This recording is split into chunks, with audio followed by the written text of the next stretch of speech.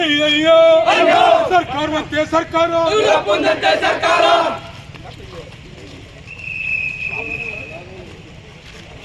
ಬೇಕೇ ಬೇಕು. ಏನ್ ಸರ್ ಯಾಕೆ ಕುಗ್ಗಬೇಕು? ಅಲ್ಲಪ್ಪ, ನಮ್ಮ ಕಾಡು ಪ್ರಾಣಿಗಳನ್ನೀಗ ರಾತ್ರಿ ಸಂಚಾರ ಮಾಡಿ ಹಾಳು ಮಾಡಕ್ಕೆ ನೀವು ಇರೋದು ಏನ್ ಮಾಡ್ಬೇಕು ಅಂತಿದ್ದೀರಿ? ಎಲ್ಲ ನಾವು ತಪ್ಪಲಿರ್ತೀವಪ್ಪ. ರಾತ್ರಿನಾಗ ಕಾರು ಬಸ್ಸು ದೊಡ್ಡ ವೆಹಿಕಲ್ ತಗೊಂಡೋಗಿ ನಮ್ ಜಿಂಕೆ ನೌಲು ಆನೆ ಹುಲಿ ಸಿಂಹನಿಗ ಎಲ್ಲರೂ ತಿಂದು ಸಾಯಿಸ್ಬಿಟ್ಟು ಏನ್ ಮೋದಿ ಹೇಳೋದು?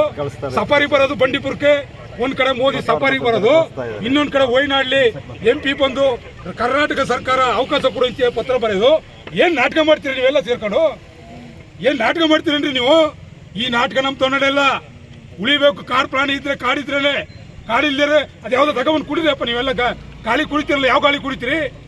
ಮಂತ್ರಿ MLAಗಳಲ್ಲಿ ಯಾವ ಬಂಡೀಪುರಕ್ಕೆ ಬಂದಾಗ, ಆ ಭಾಗದಲ್ಲಿ ವೈನಾಡಿಗೆ ಬಂದಾಗ ಬಂಡೀಪುರದಿಂದ ಹೋಗ್ತಕ್ಕಂಥ ಗಾಳಿನೇ.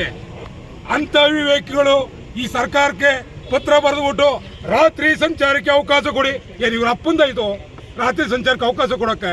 ಯಾರ್ರಿ? ಕಾನೂನು ಅಂದ್ಮೇಲೆ ಸುಪ್ರೀಂ ಕೋರ್ಟ್ ಆದೇಶಗಳಿದಾವೆ.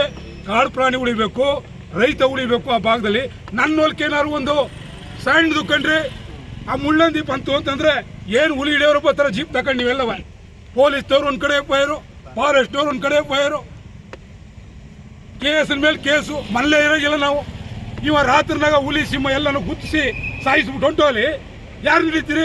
ಇಷ್ಟು ದಿನ ಕಾಡು ಪ್ರಾಣಿಗಳು ಬಂದು ಗುದ್ದಿ ಸಾಯಿಸಿ ಹೈವೇ ರೋಡಲ್ಲಿ ಸತ್ಯವಲ್ಲ, ಎಷ್ಟು ಕೇಸ್ ಹಾಕಿದಾರಪ್ಪ ನೀವು? ಒಬ್ಬರ ಮೇಲೆ ಕ್ರಮ ತಗೊಂಡಿಲ್ಲ. ರೈತನ ಕಾಡು ರೈತ ಒಂದು ಆನೆ